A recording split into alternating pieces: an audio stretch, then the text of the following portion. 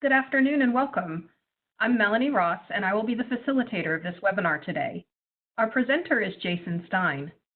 Thank you for joining ANAB for our complimentary webinar on preparing for remote assessments for lab-related programs. With the current global situation going on longer than any of us thought, travel restrictions and furloughs and on-site limitations, the way that assessments need to be performed has changed, and a focus has been placed on performing remote assessments. We wanted to provide this webinar as a guide to laboratories in preparing for these remote assessments, since it is a new concept to some laboratories. I do want to note that the information provided today is from a non-forensic, laboratory-related viewpoint. Lastly, we are recording this webinar, so it will be available for viewing in the future. Before we begin, let's talk about some logistics. All attendees are muted. You can submit your questions via the Q&A box, and we have time saved at the end of the webinar in order to go over those questions.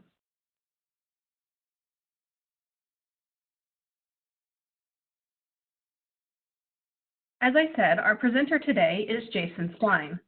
Jason works directly for ANAB as a Senior Director of Accreditation in charge of accreditation activities relating to testing laboratories and supporting programs accredited by ANAB. Jason has worked for ANAB as manager and been qualified as a lead assessor for over 15 years, performing hundreds of assessments as a lead or team assessor.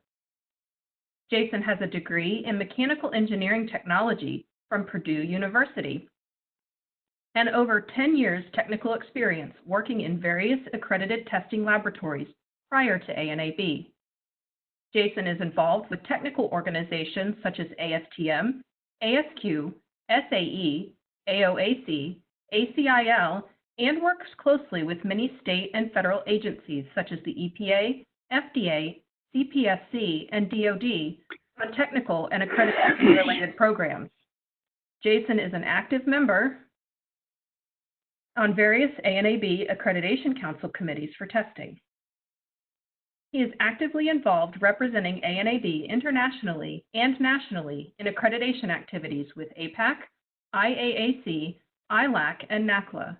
Jason is the ANAB Asia Pacific Accreditation Cooperation Delegate for MRA Council Lab-related decisions and participates in various committees assisting in the development of international accreditation requirements. He is trained and qualified ISO IEC 17011 APAC Lead Evaluator and regularly participates on evaluation teams, performing international evaluations of recognized accreditation bodies worldwide. With that, I will hand over control to Jason to provide us some insight into minimizing risks, preparing for remote assessments. Are you ready, Jason? I am ready. Thank you, Melanie. Hello and good afternoon. I hope everyone's doing well, and I want to thank you for your time today. Today we'll talk about how to prepare for a remote assessment and what to expect during a remote assessment.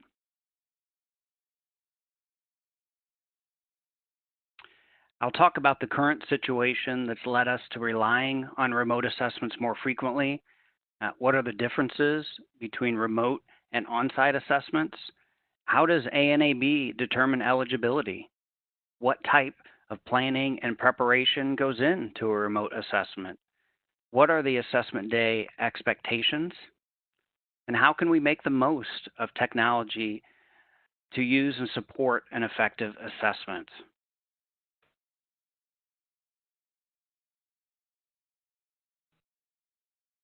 Even though remote assessments are nothing new and have been used by ANAB in various situations over the years, we are in an extraordinary time right now where our only option may be to complete the assessment remotely. COVID-19 health and safety concerns, government travel restrictions and travel challenges, corporate restrictions on face-to-face meetings and travel are all making it more difficult for a face-to-face assessment right now. On the bright side, there's an increased acceptance of remote assessments. The new version of ISO IEC 17011-2017, which is the standards that accrediting bodies have to follow, allows for the use of remote activities and has increased its language to promote and further define the requirements around these. The one, excuse me, the one thing that, excuse me, the one thing that makes it more accepted as well is the international recognitions. ILAC, IAF, IAAC, and APAC have all accepted the use of remote technologies in these times for performing the assessments, along with regulator and stakeholder improvement and acceptance of this technology. You know, one thing that is making it easier to use is the technology itself. You know, we have more options on the technology, which includes GoToMeeting,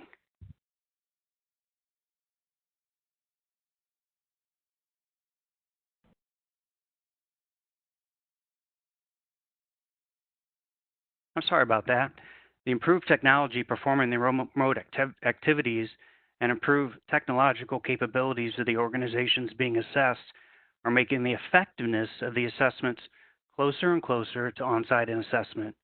The benefits include ease of scheduling, no travel costs, and the effectiveness of the assessments is improving with each one.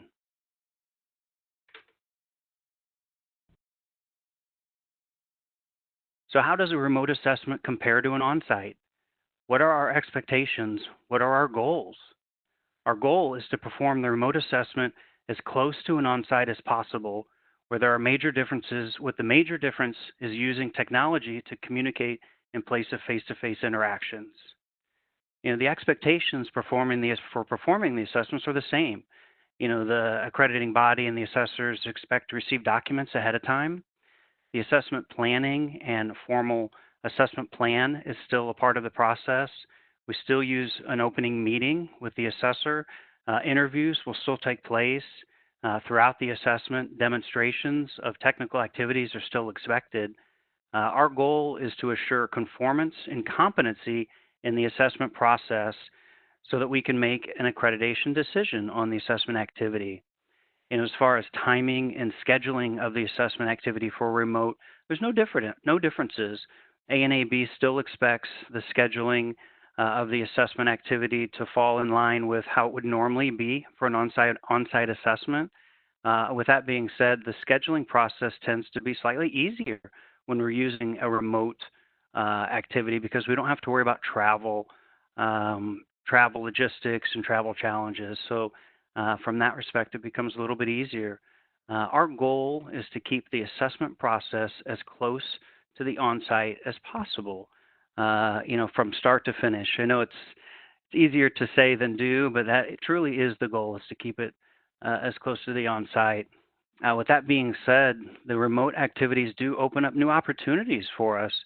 In some cases, you know, performing or traveling on-site to do a simple scope expansion activity or surveillance activity sometimes didn't always make a lot of sense to spend that time and expense to do that, where a remote assessment seems to be the perfect opportunity to perform that activity. And now we have more options to do that than we ever have before. Determining eligibility. So how does ANAB determine eligibility to qualify for remote assessment? First, we must assure that the use of a remote activity falls within the requirements of ISO IEC 1711-2017, our international recognition requirements, and scheme owner and regulatory requirements. You know, ISO IEC 1711 does allow for the use of remote activities, but it also requires that the time between on-site assessments not exceed 2 years, unless we can justify the use of an alternative technique. So we do have the opportunity to use the remote, but 1711 still has some question around whether or not we can use it time and time and time again, you know, year after year. ILAC and IAF, as I said, have increased their acceptance of the use of the remote activities, along with APAC and IAAC, the regional bodies. Scheme owners, regulators, and stakeholders have also increased their acceptance of using a remote activity. So with that said, you know, once we've determined that we don't have any roadblocks in the form of a regulator or requirement that would prevent us from doing a remote activity, ANAB uses a risk evaluation process to determine if a remote assessment may be used for an assessment activity. This risk assessment process includes, analyzing and determining the complexity of the scope and any scope changes that the customer may be requesting. The accreditation history of an organization. Is this somebody who has gone through a lot of changes? They've recently been suspended. They have, historically a significant number of NCs. Has this organization been stable with few changes or many changes over the years? How about the availability of documents electronically? Some organizations still rely on paper copies to run their quality system, and this is allowed within the standard and by 1711 as well, but adds to the challenges of a remote assessment. What kind of web technology capability does the organization have? Are they pretty technically savvy? Do they have people that really understand how to use technology and can work through any speed bumps that we have? What kind of communication effectiveness do we have? If we're working in a language that's not the assessor's first language, we may be relying on translators, or we may have difficulties with understanding communication. As we all know, face-to-face communication can be difficult if you're not both working on the same first language. With all of that said, we want the organization to be willing to accept a remote assessment. Not everybody feels comfortable and is ready to do a remote assessment. There are just various reasons that an organization may not want or be willing to accept a remote assessment, and that's okay. We would not force the issue on any organization. If you would choose to do an on-site assessment, that is your option. Right now, it adds a little bit to the challenge since we don't have much options, but I expect moving forward when the on-site does become a regular option like it always has been, the organizations will have the choice to choose to use a remote or not. And lastly, there needs to be an agreement of the accreditation manager and the assessors. We just don't want to send an assessment team or an assessor into a remote activity where they're feeling uncomfortable or just not sure if this is the right activity for that type of process. The same goes for the accreditation manager.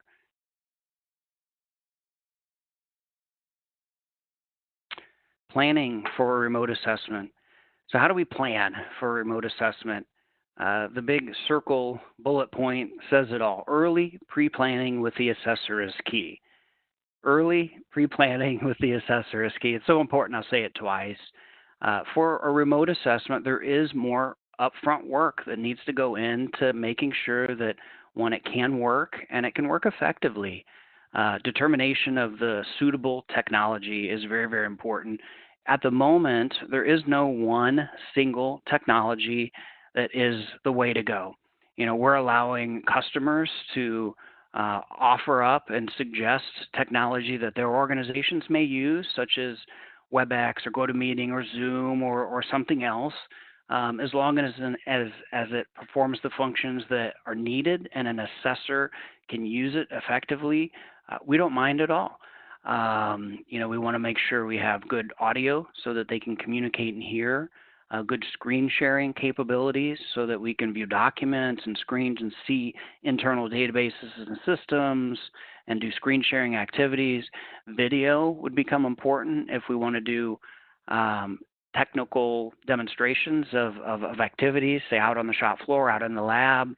So the type of technology, it's getting a lot of discussion even within our own organization. And prior to each assessment, this is something that should be discussed in detail to really see what is the best fit out there. And I do think it's a good thing that we do have multiple options and we can use some technology if an organization is already somewhat uncomfortable with the technology side of things, but they are familiar with how to use their own systems. That may be the best choice, and I think assessors would typically go for that.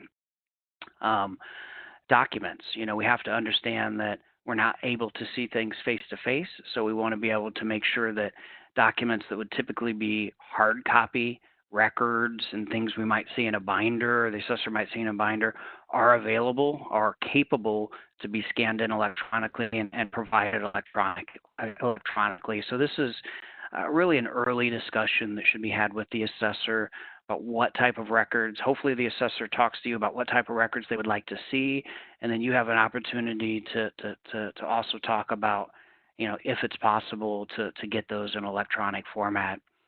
Remote access to people. Assessors would want to interview staff just as they would on site. On site, they might walk office to office or from station to station and talk to the people. In this case, it's going to require a little bit more pre-planning on your part to make sure that people are available for interview. This includes the technical witnessing as well. So we want to put some thought into how could we witness through video and audio and other electronic means the witnessing of the technical activity of the scope. This is one of the requirements that ANAB has, and one of the requirements on the assessor is that they can confirm competence and conformance with the requirements of the methods on your scope and the standards such as 17025 and ANAB requirements. One of the pre-planning stages would be testing of the technology prior. Even though you may think the Wi-Fi in your conference room or throughout the office areas works great, and it probably does, you'll want to be sure that it works very good throughout the entire facility, especially if we get into witnessing of assessment of technical activities during the assessment. We have had examples, and even recent examples, where a particular room or an area where a scope method or scope technology is performed is a dead spot, and there was just no connectivity back there to be able to show or demonstrate that test to the assessor, and it really caused some difficulties. So we want to make sure that in the pre-planning stages, technology is discussed and over-discussed just to make sure everybody's comfortable and that we have the right technology in place to perform an effective assessment.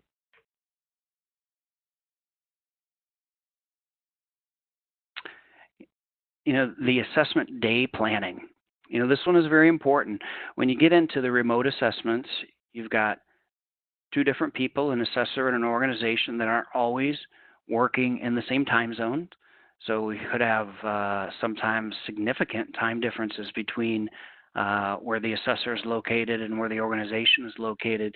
That should be discussed up front. You don't want to, assessor shouldn't assume, and you as an organization wouldn't necessarily want to start your day in the evening when it's off hours or at a different time. What we found, even in, say, 12-hour time difference locations, oftentimes an assessor may start extra early, earlier than they normally would in their day, and you would catch the end half of an organization's day, or vice versa. We just want to make sure that it's best if people are within their normal working hours, they're fresh, they're ready to be a part of an assessment, and we don't have the added stress and burden of making somebody come in after hours or work long days, longer than normal. So time zones should certainly be considered during your assessment day planning.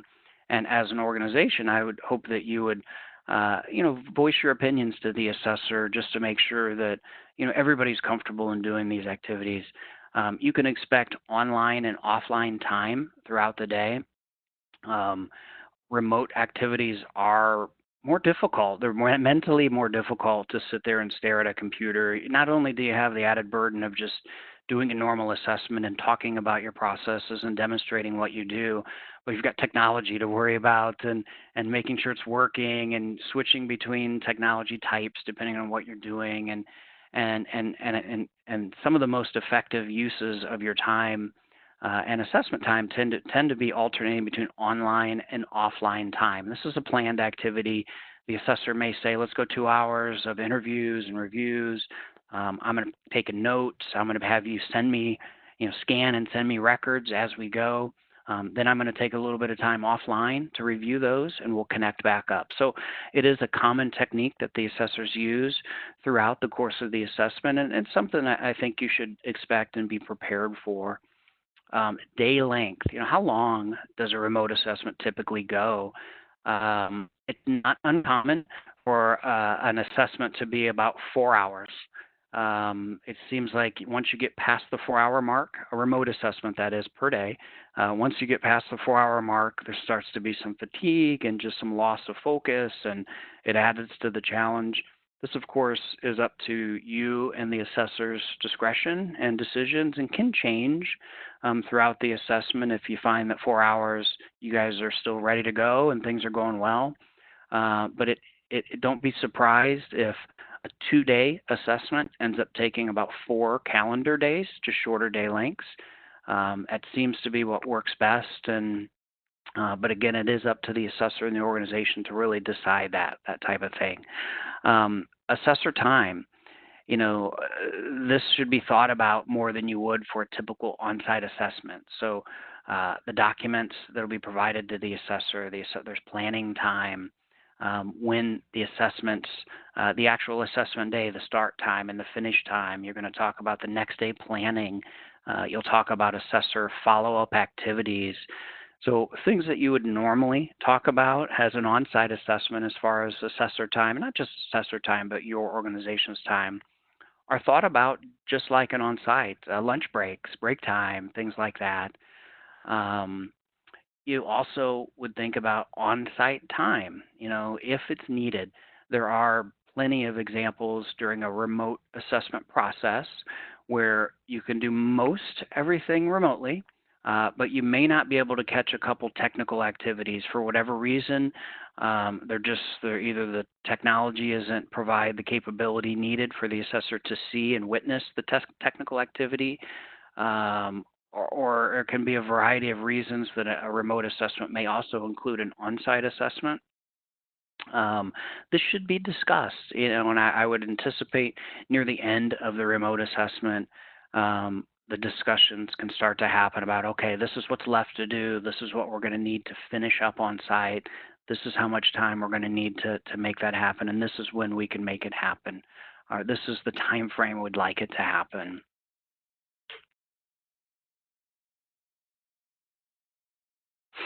All right. Remote assessment preparation. So how an organization prepares for any assessment varies. Some treat it as another day in the office and don't prepare much or do anything out of the normal. If they've been following their quality system, day to day, everything should be fine. That's the mentality. Others perform significant preparation leading up to the assessment to make sure all of their I's are dotted and T's are crossed. For the most part, for remote assessments, you would prepare as you typically would for an on-site assessment, except for placing more emphasis on the use of technology and being able to share information electronically. Assuring that the documentation is provided as requested is very, very important. And as I said a moment ago, it is one of the challenges of a remote assessment. Some documentation is readily available electronically in a PDF format or Word format, or some other format that you can just email and send off to the assessor, or put in a share file or Dropbox or some other system.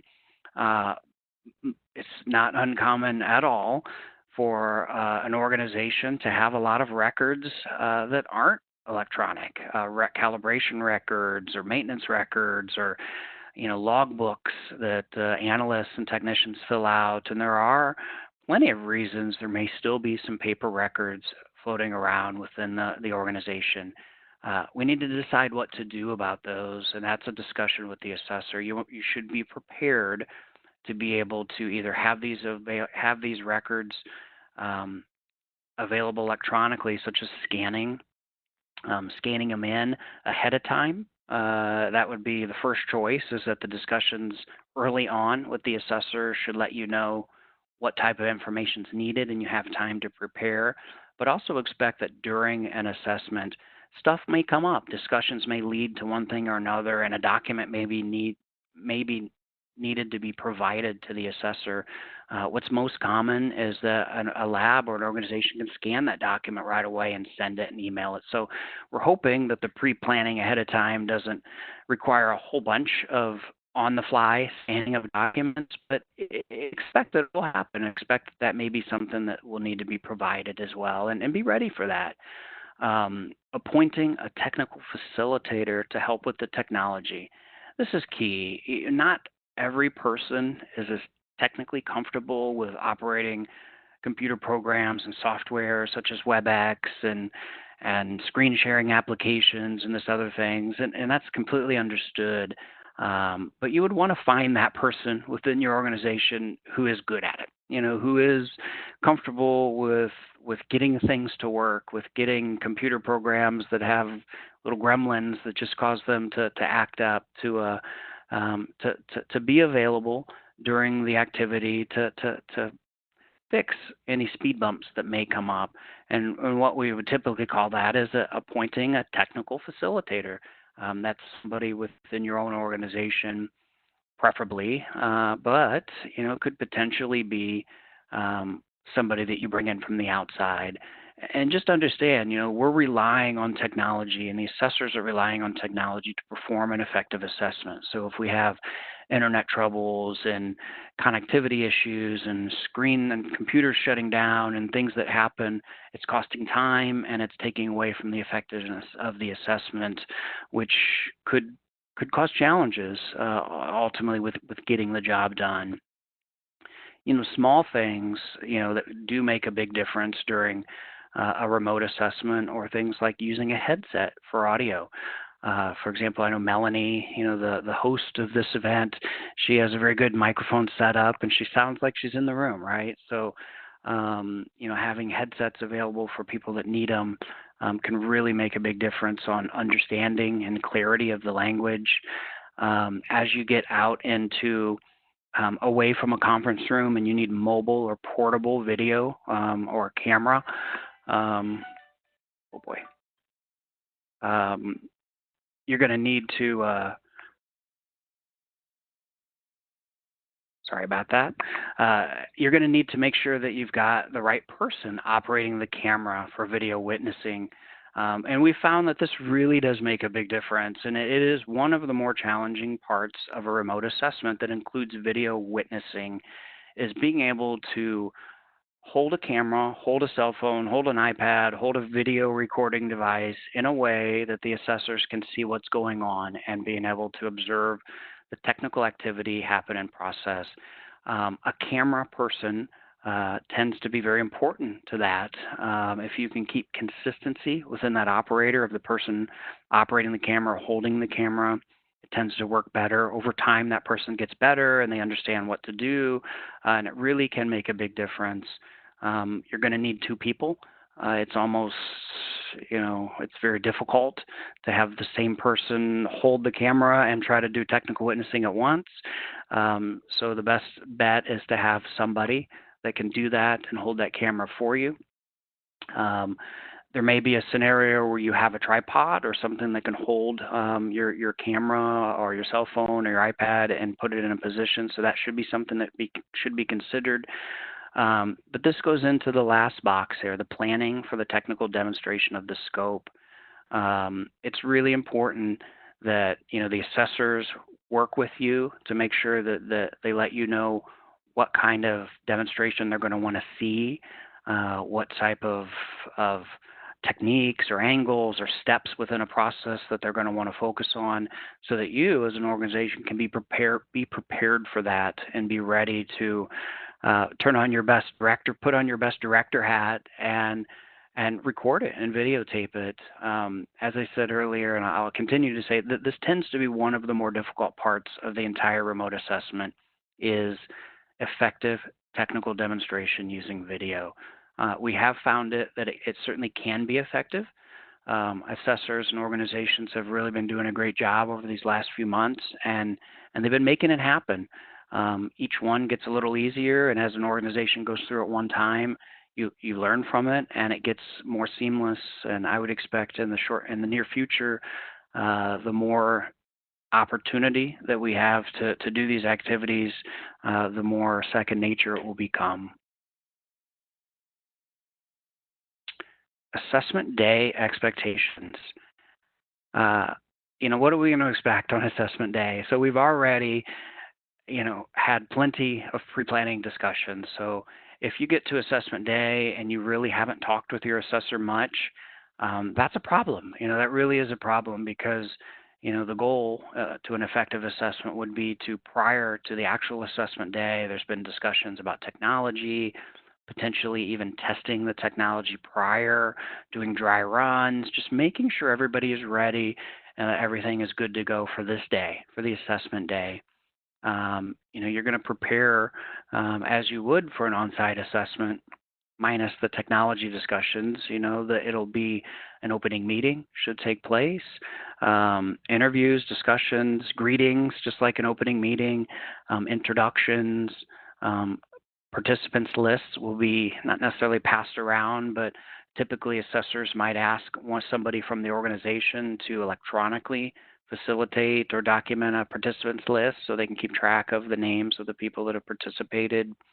The goal is to keep the remote assessment flow similar to an on-site as possible. Interviews after the opening closing meeting, you may go into some form of interviews or screen sharing, and it really is up to you and the assessor to decide how you would want it to work. But we have found that the assessors kind of go off what they know, and they try to keep the assessment flow similar for a remote activity to how it may with an on-site. Breaks may be more frequently, may be more frequent. Obviously, there's going to be some differences, but really that is one of our goals, is to not turn things 180 degrees and change it up completely. So during an assessment day, you can expect the switching between technologies. This is not uncommon at all. And what we found is that the screen sharing activities that may happen in a conference room using, say, WebEx, like we're on now, or a Zoom, or GoToMeeting, or a Microsoft Teams, or whatever the technology you're using, it is one form of technology that's perfect for conference room type assessing. You can screen share, you can see documents, you have good audio. All of that is something we do all the time. But once we go out into, say, the laboratory environment and we're away from the conference room, we may need to switch to a more portable technology, such as a cell phone. WebEx Teams, for example, the WebEx environment that we're on now. If you were to log in through your phone, maybe you did for this conference, it becomes more portable, and you can take that and use that out in the field. Out in the field or out in the laboratory to actually videotape and use with the assessor. Again, these are discussions that should have already have happened ahead of time and leading up to this, but during the assessment day, expect technologies, multiple technologies may be used, and this is normal. The assessors and you, the organization, can pick the technology that seems to work best for what you guys are trying to do. As I had said earlier, expect online and offline time. It's just really hard to stay online, staring at a computer, not being in a conference room. Even when you're doing an assessment, there's idle time where you're just small talk and various things, maybe while the assessor is reviewing a record in front of them or something like that. So the online version of that, the remote version of that, is offline time. So hopefully that can be planned, and the assessor can, really work to find that rhythm of, okay, let's log back on, let's log off for half an hour, we'll get back on, and you guys can work together to facilitate the assessment. One thing to note is that I expect this will get better, but in general, a remote assessment tends to be less efficient than an on-site. There are just challenges with maybe the records aren't always available, like they would be if you're on site and there's a binder you could just open up. There's various reasons why a remote assessment may be a little less efficient. That should be planned for, and hopefully prior, if the discussions are good enough, you can understand where some of these hurdles may be. They're going to take some time, and those can be pre-planned and prepared for.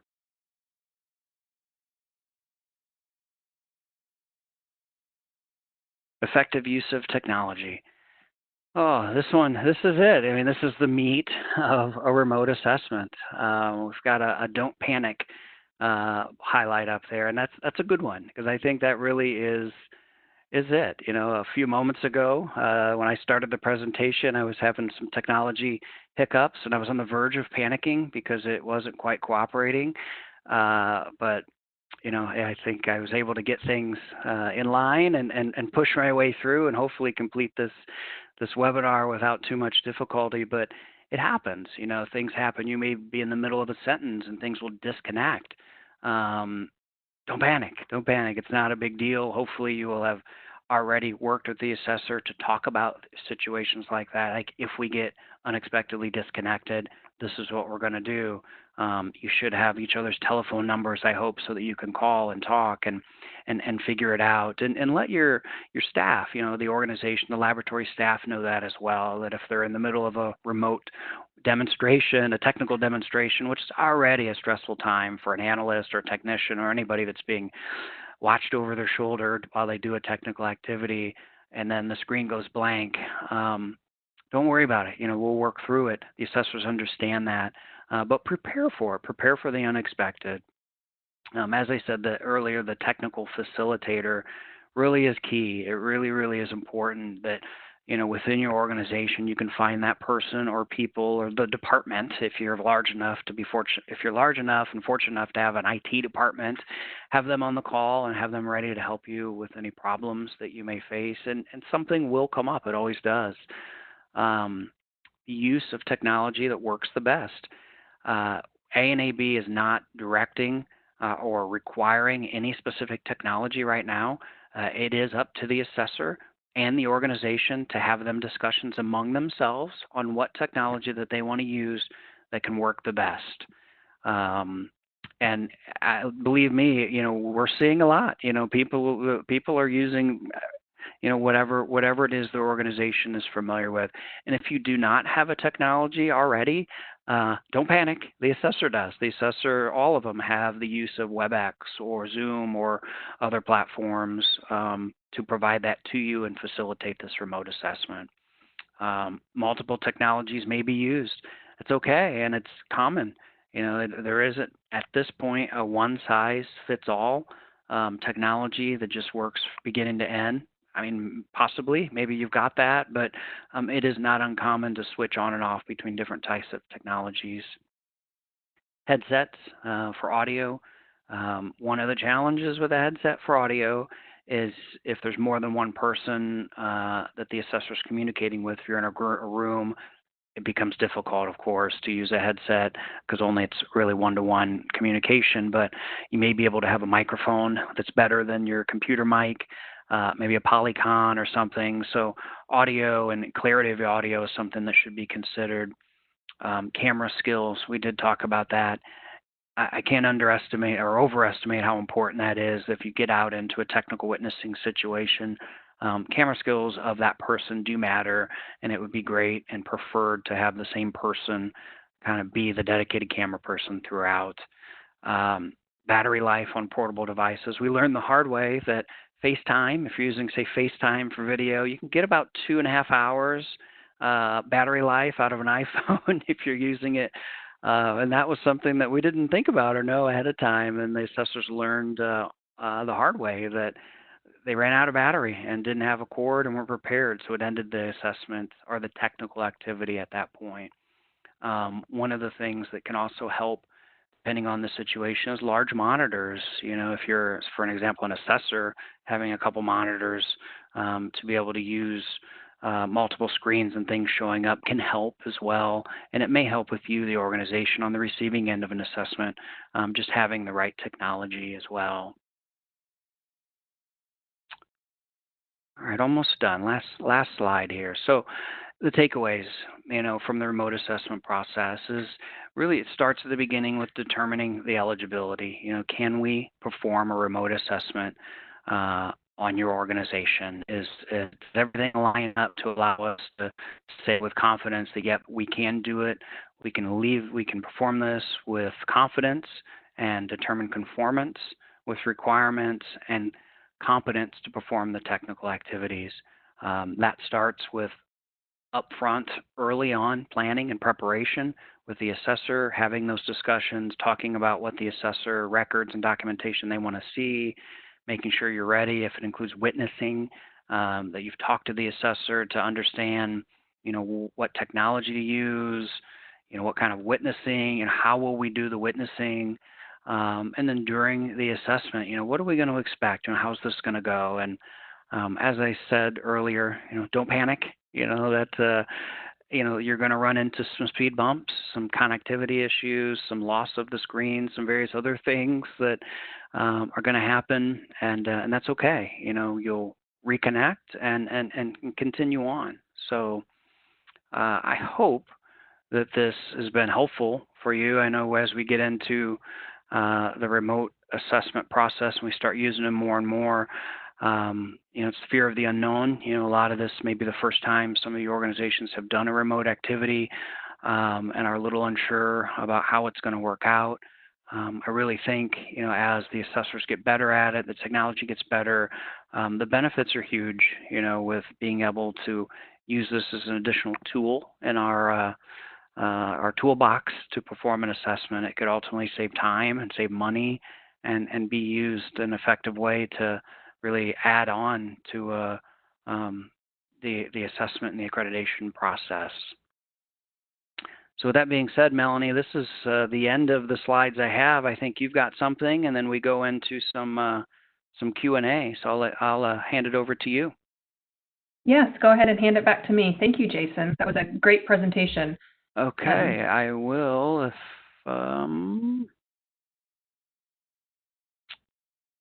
be happy to hand it to you. I got it. See, technology. Don't panic. Technology. Don't panic. We can figure it out. Melanie will figure it out. Sorry about that. All right. So again, thank you, Jason. That was a really great presentation. We have had a couple of questions come through, and we'll get to those after we look at some additional resources available for accredited laboratories or laboratories seeking accreditation. Let me advance the slide. Now, ANAB has different media to further your understanding of the standards, accreditation, management systems, and assessments. On the ANAB website, there are free webcasts on a variety of topics. These webcasts are 5 to 20 minutes long, depending on the topic, and can be viewed at any time. ANAB also has a blog page with a wealth of information related to risk, accreditation, standards requirements, and other topics. We're also going to continue doing these webinars monthly. One of the upcoming topics is ensuring validity of results, a review of Clause 7.7 in the 17025 standard. Next, ANAB uses the Heads Up to send information to their accredited laboratories. These Heads Up provide updates on documentation, policies, and procedures, as well as general information for the accredited laboratories. All of the historical Heads Up can be found on the ANAB website, even if you are not accredited by ANAB. Finally, we offer training in many areas, including internal auditing, standards, risks, and other topics. As with assessments, training has changed significantly with the pandemic and travel restrictions.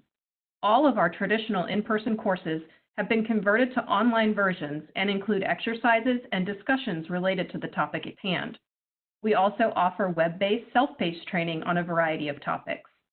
All of these resources can be found on the ANAB website at the links here on the screen. Now let's get to your questions.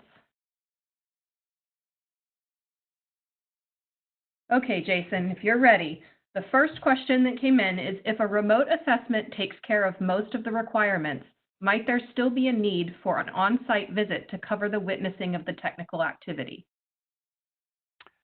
It's a good question. So if you say most, there could be, there are situations where we go into a remote assessment expecting or planning that it may be split into two parts where an on-site assessment would be needed.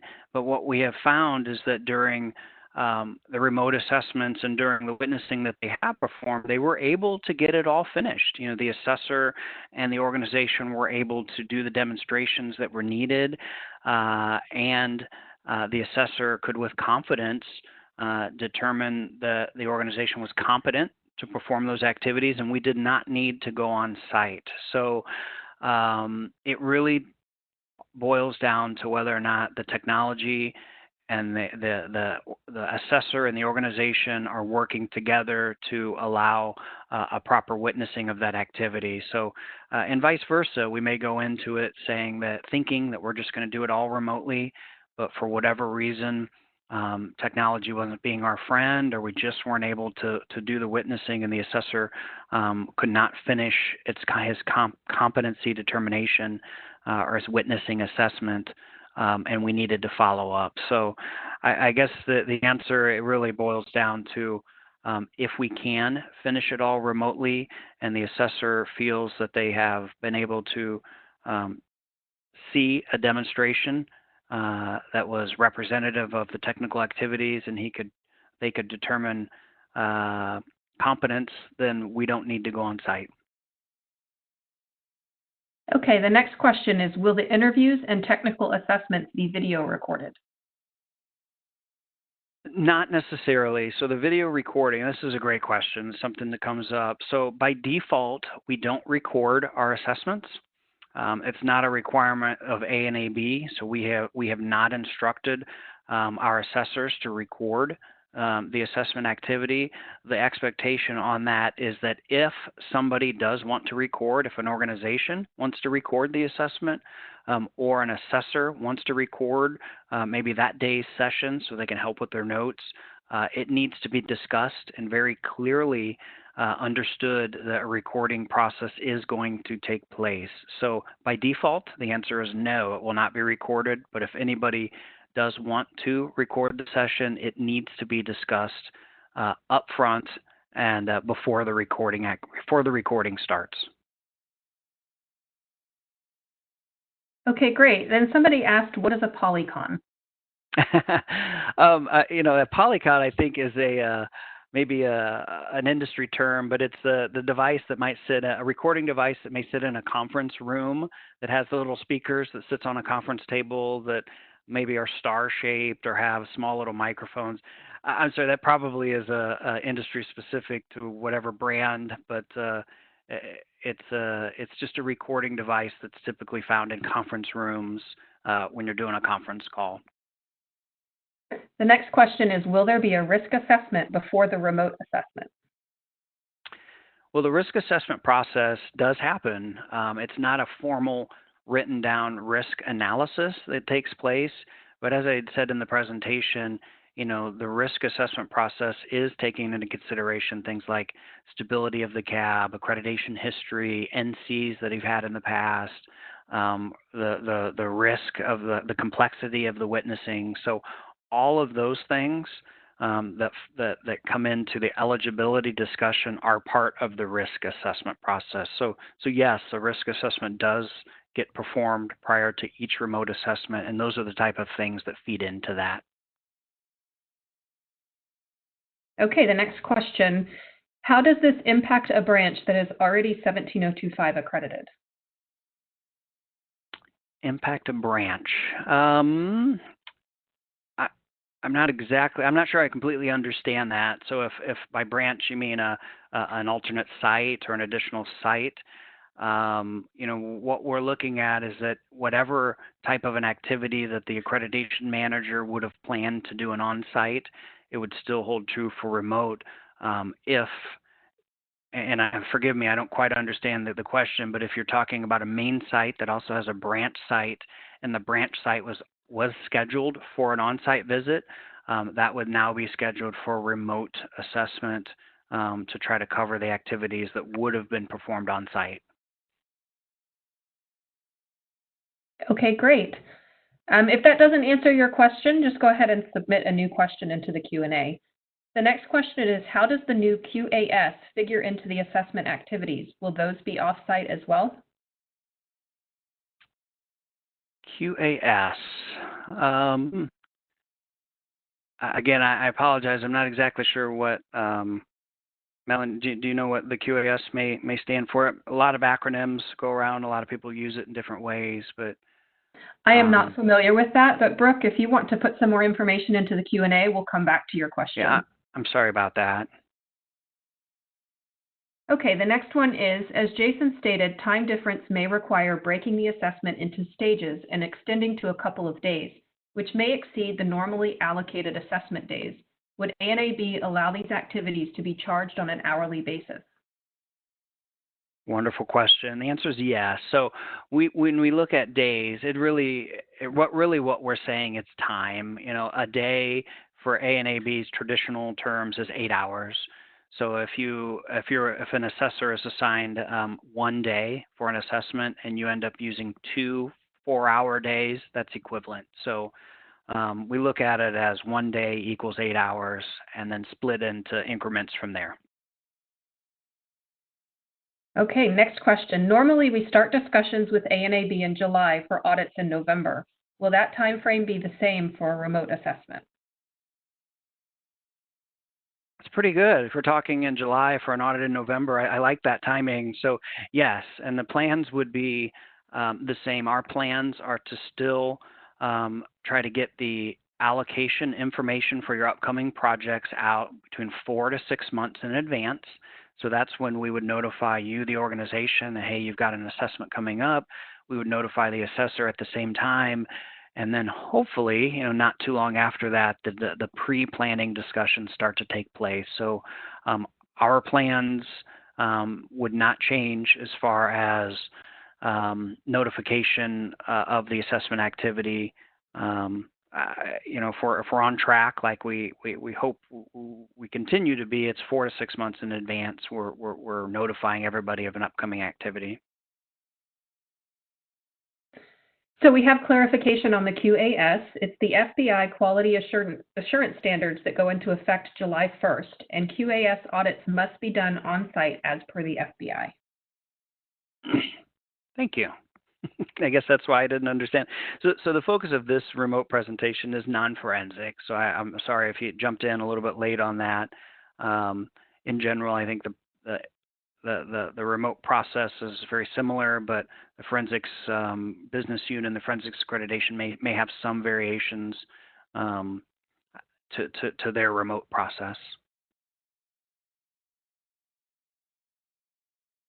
Confirming audio-video suitability and other pre-assessment activity in addition to what was performed until now during on-site assessment, would this mean additional charges? It may. It may. If an assessor, the preparation time that's needed to prepare for a remote assessment is more than an on-site assessment. So it may, but there's no travel. So you know, I think the cost savings in reducing or removing the travel costs by far outweigh any additional time. And if there was, we wouldn't expect it but to be but a couple hours of additional planning and preparation time that the assessor would need. Okay. Once it works well, can this kind of assessment become standard for foreign laboratories? For example, they are in Brazil. It's hard to say if they can be standard. 1711, 2017 that's the standard the ANAB has to follow. At the moment, it reads that we have to have on-site assessments at least every 2 years, unless we can technically justify a reason for not doing so. Historically, the international recognition community, such as ILAC and APAC, you know, haven't been in favor of an accreditation cycle differing for foreign labs versus domestic labs. Everybody should be treated the same. So I don't think we can answer that question to say yes or no. I know that, you know, with confidence, you know, ANAB will start utilizing the remote assessments more frequently. But at this point in time, we're way too early in the discussion to say that it will take place of on-site assessments for good. Okay. Regarding video recording, if our assessor wanted to record video audio and us as the accredited organization did not want to be recorded, would recording be forced upon us? Would our rejection have any negative impact on our assessment? Again, it's a great question. And no, the recording would not be forced upon you, and it would not have any negative impact. at the moment, as of now, we've directed our assessors, if they were coming on site to your organization, that they would not be expected to use a recording device to sit down on the conference table and record the assessment. The only reason I could see assessors may want to is to help them with their notes and to help them flow along. But with that said, if there is an objection to a recording device, recording does not happen. It's not needed to complete the job. It may be an added benefit to make sure you can look back upon what was covered and what was discussed. But if there is an objection by either the assessor or the organization, then recording does not take place. On the audio-video quality acceptance, you said that it has to be acceptable to the assessor. Would it be possible for ANAB to give some guidance on minimum requirements on the live video streaming? It would be possible, and that's right now some information that we're putting together that we would provide the assessors, and they can ultimately provide to you, the organization, to say, here's really minimum computer type requirements.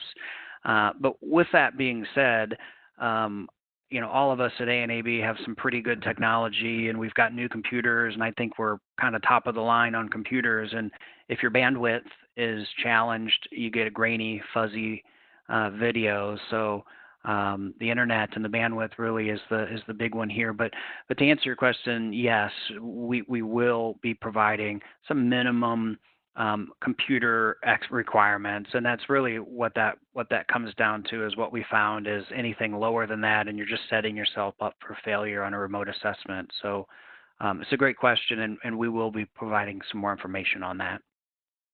Yes, that was a great question. We have about 4 minutes left and about 4 questions left. There is one that came in about training. You mentioned that face-to-face training would be offered online. Does this include internal auditing training to 17025 as well? Yes, we are offering online 17025 internal auditing training, and we are also going to offer our lead assessor training online over the summer as well. You can access our training schedule at anab.org/training. The next question is, how long would technical witnessing take for a particular analysis, and what are the key indicators? Impossible for me to answer, without knowing the details. But again, the goal is that if it took X amount of time to witness during an on-site assessment when they're there face-to-face, we would expect it to take at least that amount of time remotely, if not just a little bit longer. So there's a lot of variables. It's just harder for the assessor when they're not there to see everything they want to, and the assessors end up having to be a director also during the camera process. View here, zoom in here, angle over here. I can't hear, audio. So I guess the safe answer is equal to or a little bit greater than an on-site witnessing time.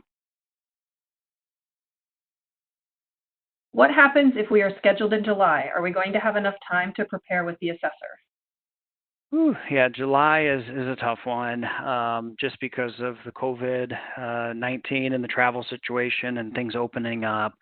We were hoping that the world starts opening up here soon, but ultimately it's going to boil down to agreement with the assessor and the organization about whether or not we're ready for an on-site or a remote assessment is what we should do. So, at this point, we've randomly chose July as kind of that cutoff point.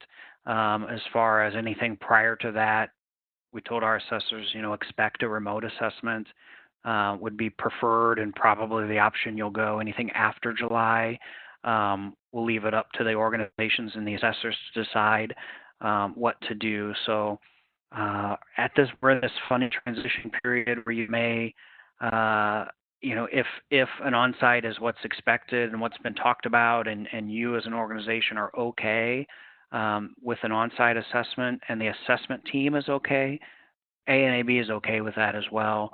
But if we're just, for various reasons, for uncomfort or company policy or state policy or whatever it may be, and a remote assessment is the direction that we think we should go, that should be talked about right now. our goal is to have some type of an assessment activity within that normal scheduling window, whether it be remote or an on-site. So if you're looking at July and you're not really sure, call your assessor and have those discussions right now. Can a group of lab staff be present when an assessor asks questions when a lab staff is being observed during a demo? Yeah, another good question, another great question. So yes, the answer is yes. And what we found, as a challenge of a remote assessment is just that when a group setting is around and somebody talks, an assessor can't see. You can't see the person's face. They can't understand who's actually talking to them. So what we've asked and what the assessors would ask, and hopefully they'll set that at the beginning of during the opening meeting about kind of the boundaries of it, is you introduce yourself and then you talk. So if the assessor would allow and is okay with a group setting, similar to how it might actually take place during an on-site assessment, just understand, just kind of talking, out of turn can add to the challenge. So you might introduce yourself and then ask your question or respond to the question. Okay, I know we're at the end of our time, but we have 3 more questions. So if you want to stay on, you can, and we'll get through these questions. If not, the recording will be available on the ANAB website once it's available to us. So the next question, our reaccreditation audit is this year. Are we eligible for remote assessment? Possibly, yeah. As I said, the goal with ANAB, because of the pandemic and the extraordinary situation, was that we, I think prior to July, we were really planning on switching it to a remote assessment. Anything after July, we don't know. If there's still some discomfort and some reasons, travel restrictions and some policies in place that would prevent an on-site from happening, and a remote could still be considered. This is an extraordinary situation, and we're just not ready to tell people how they should feel about opening up their lab to assessors just yet. So talk to your accreditation manager, talk to your assessors now, have those discussions early, and then decide what you think. So we haven't really locked policy in either way for this year. It's a tough situation that we're all in. We're trying to understand and be as accommodating as we can, considering, we're all of us are facing some unique times. What if the assessing organization would like to record the assessment for their reference when an on-site remote assessment letter is reviewed? The assessing organization. Say that again, Melanie. Let me think about that one. What if the assessing organization would like to record the assessment for their reference when an on-site remote assessment letter is reviewed? On-site remote assessment letters, or I'm not exactly. I think maybe just address if there's a discrepancy between, like you already said, the laboratory wants to record, the assessor wants to record, or those things, like that it's not a. I think when it comes to recording, we don't want anybody to be surprised that something is being recorded, whether it be the organization or the assessor. ANAB has no rules for or against it. Our only policy right now is that it's transparent, that everybody is in agreement. So if you, the organization being assessed, does not agree to it, then ANAB isn't going to force the issue upon the organizations that it be recorded. Even if the assessment organization, I guess in this case it would be ANAB, if the assessor says they want to record it. Great. You can typically tell if something is being recorded. Like, for example, on our WebEx now, you can see a little red dot. So for the most part, most of these softwares let you see visibly if something is actually being recorded. But it is something that should never be a secret or a surprise on either side. Great. Well, that brings us to the end of our webinar today. Thank you for participating in all of the great questions. If you would like additional information about training offered by ANAB, you can contact us at training@anab.org. If you have questions about accreditation or the services ANAB provides related to accreditation, you can either contact your accreditation manager or contact ANAB at anab.org. And finally, If you are ready for a quote for accreditation services, contact Roger Muse at rmuse@anab.org. Very good. Thank you, Melanie, and thank you, everybody.